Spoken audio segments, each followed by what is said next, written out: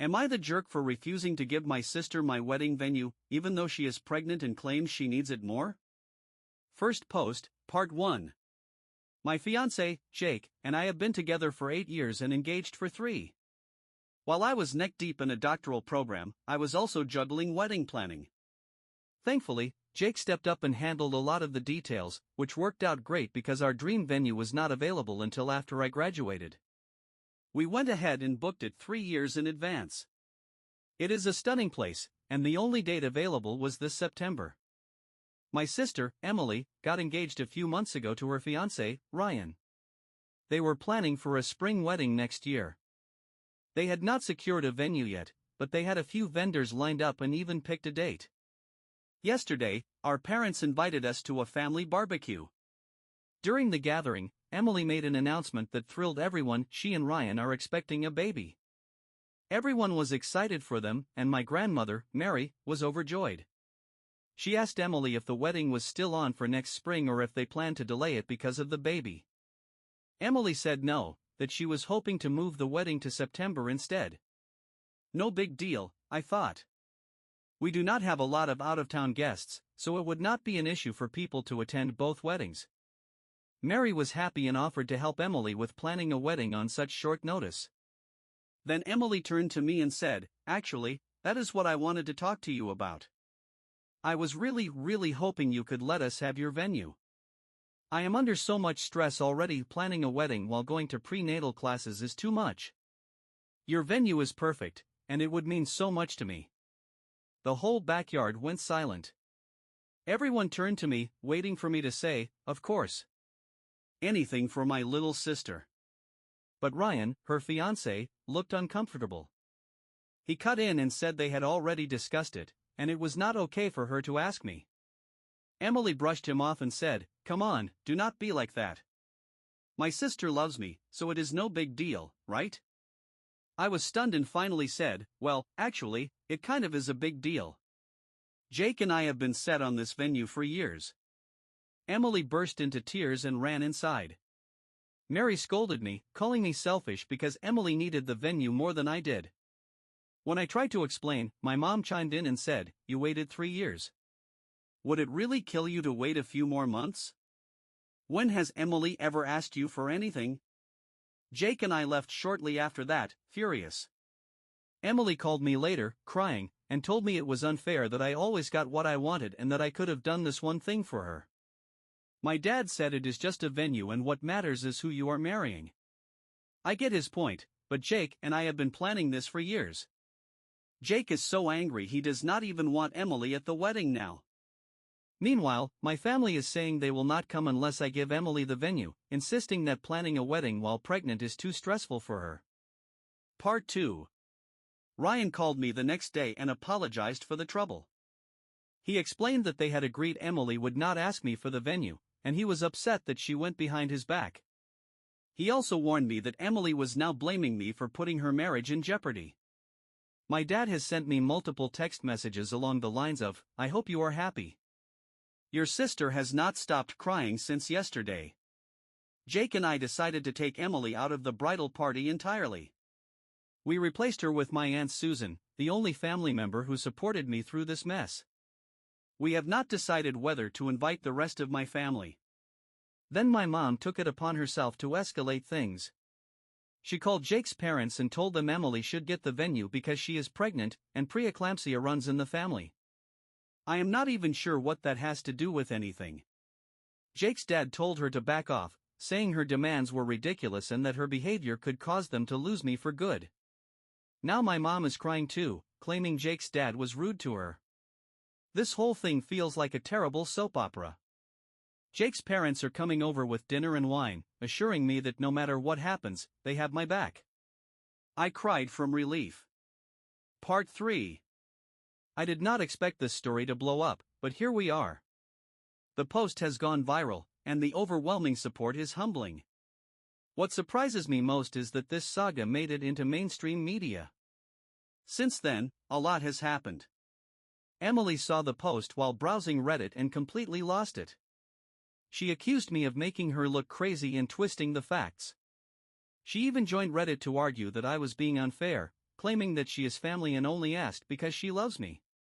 She also said the opinions of strangers do not matter because family is more important, and I should prioritize making them happy. I sent her a single message in response. I am sorry that you feel this way. I did not distort what happened. I described the events exactly as they occurred. Perhaps you remember that night differently, but that is not my concern. I am tired of being your servant and doormat. Remember all the birthdays I had to share with you because you threw tantrums over not getting presents? Or when I had to fill out your job applications because you cried? The worst was when you ruined my graduation day. I am done. I have spoiled you for too long, but I will not anymore. If you are desperate to get married before the baby arrives, there are venues that offer last-minute weddings. Jake and I have worked too hard on this wedding to hand it over. If this ruins our relationship, that is on you. She only replied with, "Wow, you must really hate me," before blocking me. My sister, Emily, only sent me one last message before blocking me, "Wow, you must love me so very much." That was the end of it until this morning. She unblocked me just to send a text about her conversation with my wedding planner. She forwarded me this message from the planner.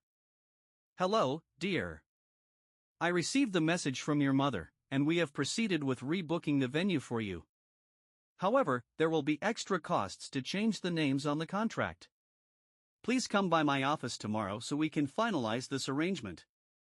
Emily followed up with, "That is great. I will be there at 9 a.m. My parents' silence and my brother's support. My parents have not contacted me since the fight with Jake's dad. However, my older brother, Brian, reached out after hearing bits and pieces of the story. Brian lives out of state and was not at the barbecue. He also was not originally planning to attend my wedding due to work conflicts but decided to change his plans after hearing the drama. Brian told me he had gotten a very skewed version of events from mom and dad. According to them, I had offered Emily my venue before the barbecue and then humiliated her by going back on my word. Of course, I told Brian the truth, and he had no problem believing me. We ended up having a long discussion about how our parents have always treated us differently. He even admitted that one of the reasons he moved away was to get some distance from their favoritism and, as he put it, their catering to Emily's every whim. He also said mom had seen the Reddit post and was furious at me for airing family laundry online. Locking down the wedding. After seeing the text from the wedding planner, Jake and I sat down to protect our plans. We set passwords with all our vendors and contacted the venue directly to ensure no changes could be made without my explicit permission. On top of that, we cancelled the catering my parents had paid for. Sure, it means we will not get the catering we originally wanted, but our friends and Jake's family have stepped up. Everyone has offered to help us create a potluck-style buffet. In fact, we turned it into a fun idea for our bachelor and bachelorette parties, a big family cooking session. Thank you again to everyone who helped me see how toxic my family's behavior is. If they apologize genuinely, from the bottom of their hearts, they will be welcome at the wedding. If not, I still have Brian, who has offered to walk me down the aisle, and my Aunt Susan, who has been amazing throughout all of this. Confronting the wedding planner. We called our planner to verify Emily's claims. She was horrified and assured us that she had not spoken to my mother or sister since the day Jake and I booked the venue. She explained that even if someone were to call pretending to act on my behalf, no changes could be made without me present to sign off. The planner was so apologetic and even offered to recommend a security service to ensure no disruptions on the wedding day. Update. A few days later, we finalized everything. The vendors are all secure with passwords, security is booked, and we have picked out recipes for our cookout. I also decided to start therapy, which has been a big step forward for me. Unfortunately, my sister has not let up. She is now making passive-aggressive posts about me on Facebook, claiming I have depressed her and ruined her relationship. Her friends have even messaged me, calling me terrible for not giving her the venue. 2 days ago, her friends went too far, they egged my car. Thankfully, my elderly neighbor, Mrs. Johnson, saw the whole thing. She is a bit of a nosy type who always keeps an eye on the street, but she is also kind-hearted and happily gave me a detailed description for the police report. The family meeting. After several days of silence, my parents called and asked if we could talk things out. I was hesitant, but I agreed to meet them at our apartment with Jake by my side. When they arrived, it was clear my mom had been crying. I will admit, I felt bad for about 10 minutes. Many people had speculated that Emily's behavior might be the result of some sort of diagnosis, or that our parents babied her to avoid tantrums. But no, it turns out Emily is just entitled. She has no medical history or special needs, just a lifetime of having her bad behavior excused. We started the conversation with some awkward small talk before Dad asked why we canceled the caterers. Jake calmly explained that we did not want to risk them holding it over our heads. Dad looked shocked, like the thought of using the caterers as leverage had never occurred to him. Better safe than sorry, I added when he tried to protest. The conversation soon turned to the venue again. Dad repeated his usual line, "It does not matter where you get married. What matters is who you are marrying." This time, I fired back, "Exactly, Dad. But isn't it funny how that only applies to me and not Emily? As long as she is marrying Ryan, the venue should not matter either, right?" Dead silence. My father turned red, and my mother started crying softly. "Well," I pressed, "I am waiting for your reasoning." Dad slapped his hands on the table and launched into a lecture about family sacrifices and how we should all do what we can to make each other happy. I shot back, "Like when you tried to make me happy at my graduation?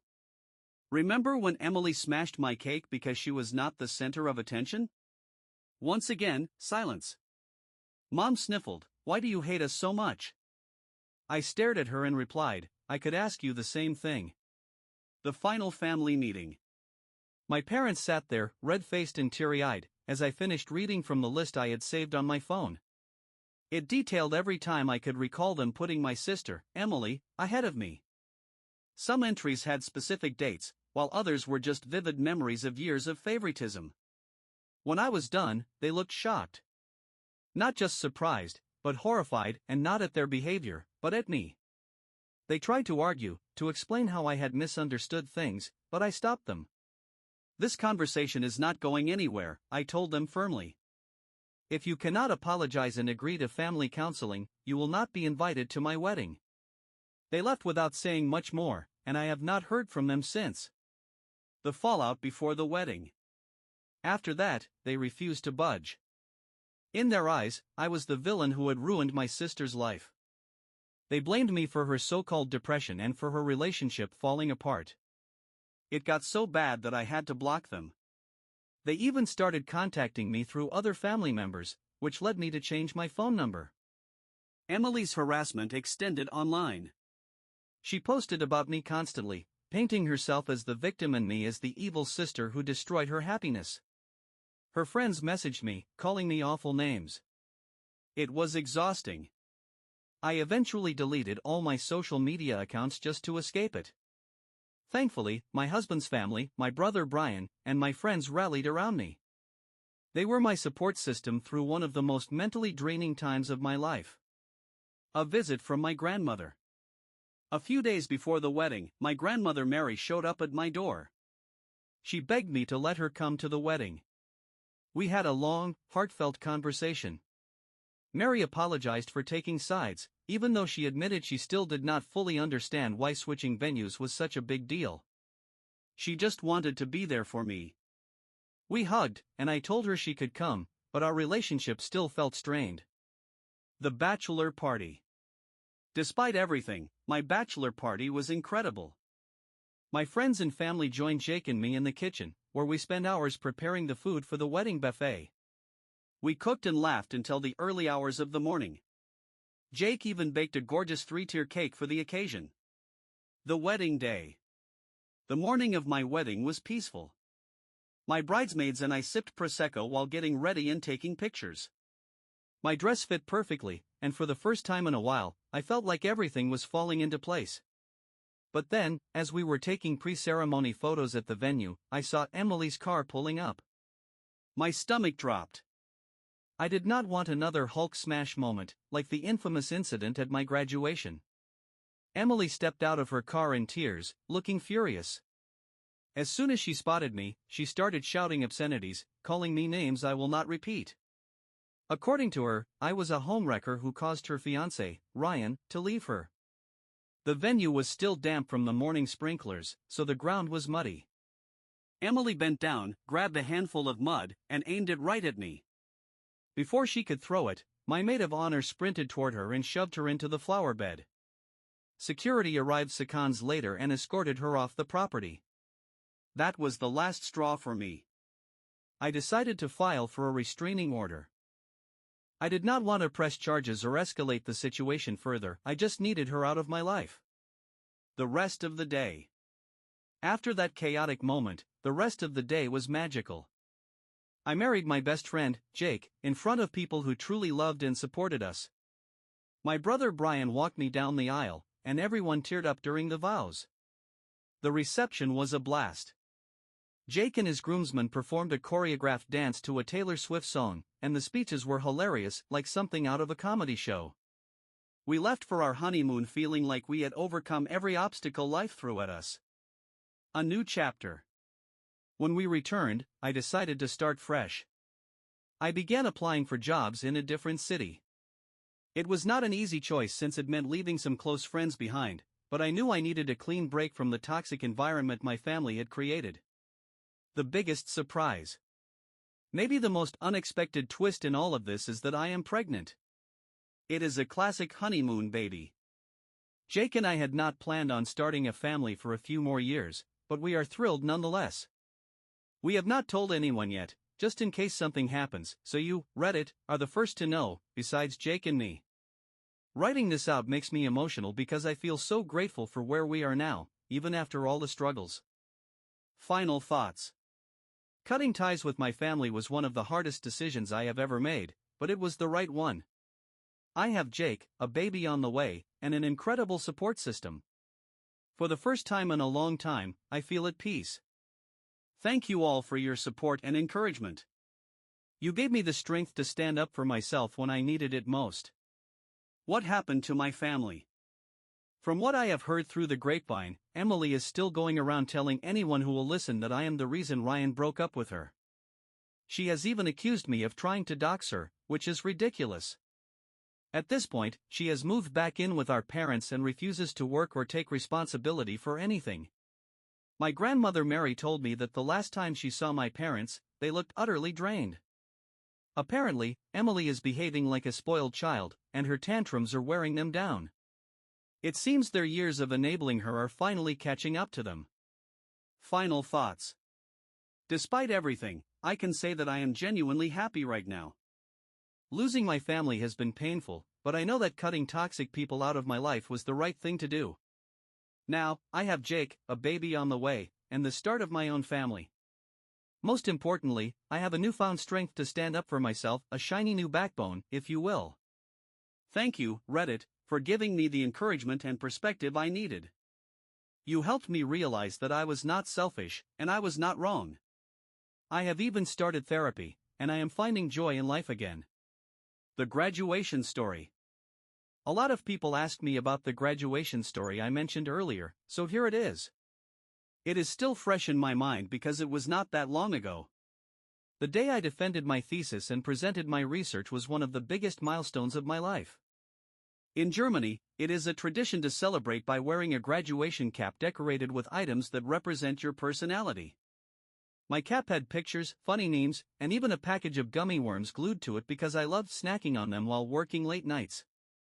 To celebrate, Jake and my friends had rented a small hall at the university. They went all out, decorating the space with balloons and banners, and they provided coffee, snacks, and drinks. Jake even made a stunning 3-layer cake with a marshmallow fondant gradient that went from yellow to pink. Everything was perfect. We snacked, chatted, and even danced a little before the speeches began. My friends and my academic advisor said kind things about me and my work. Then Jake stood up to speak. Jake's speech was heartfelt. He talked about how proud he was of me and all that I had accomplished. That was when Emily lost it. She started sobbing loudly, as if someone had physically hurt her. My mom began frantically signaling Jake to stop mid-speech. Then she rushed over to Emily, who was sitting at a table with her head in her hands, crying uncontrollably. My dad, meanwhile, was kneeling next to her, whispering what I assume were words of comfort. The rest of us stood there, dumbfounded. Mom eventually walked over to me and said, "Can you do a little speech about Emily's accomplishments? It might cheer her up." I stared at her, confused. Why? She just found out she was rejected from her master's program, Mom explained. I suppose I looked annoyed because Mom snapped, "You know what? Forget it." She turned to Dad, who had calmed Emily down enough to get her to her feet, and said, "Take her home." As they were leaving, Emily spotted the cake Jake had made. That was when she lost it all over again. Crying hysterically, she lunged at the cake and smashed it with her hands. The room went completely silent. Without a word of apology, Dad dragged Emily out. Mom muttered, "My poor baby," under her breath as she followed them. I was devastated. Jake and my friends tried to comfort me, but the whole moment was ruined. To make matters worse, Mom spent the rest of the night texting Dad to check on Emily instead of checking on me. At one point, she even came into the bathroom while I was crying to scold me. "Why did you just stand there?" she demanded. "You should have done something when you saw your sister was upset." I tried to explain that I was hurt by the way Emily had ruined my celebration, but Mom brushed it off. "You have to understand," she said, "Emily is having a hard time. She did not get a fancy graduation like yours." After that, she left. We tried to keep the party going, but the atmosphere was too tense. Everyone went home early. Later, when I went to retrieve my cap, I noticed that the gummy worm package glued to it was missing. I found out later that Emily had ripped it off, apparently because she was craving gummy worms.